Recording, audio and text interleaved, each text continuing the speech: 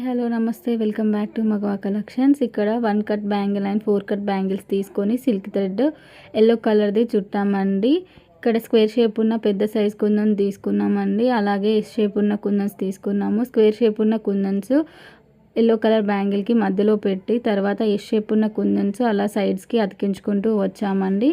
ఇలా ఒకదాని తర్వాత ఒకటి 4 అలా అతికించామండి. ఎస్ షేప్ కుందన్స్ స్క్వేర్ షేప్ కుందన్ ఉంది కదండి, దాని సైడ్లకి అతికించుకుంటూ వచ్చామండి ఎస్ షేప్ కుందన్. ఈ వీడియో చూస్తే మీకు క్లారిటీగా అర్థమవుతుందండి ఎలా అతికించామనేది. ఇలా గాజు చుట్టూ ఇలా ఫ్లవర్స్ అతికించిన తర్వాత నెక్స్ట్ రౌండ్ 3mm కుందన్స్ తీసుకొని ఎక్కడైతే గ్యాప్ ఉందో అక్కడ అతికించామండి.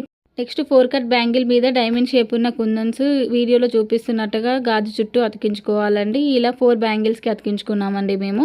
ఫైనల్ లుక్ ఇదండి. లైక్ చేయండి, షేర్ చేయండి, కమెంట్ చేయండి. ప్లీజ్ సబ్స్క్రైబ్ చేసుకోండి. ఎవరైతే మన ఛానల్ని కొత్తగా చూస్తున్నారో వాళ్ళు సబ్స్క్రైబ్ చేసుకోండి.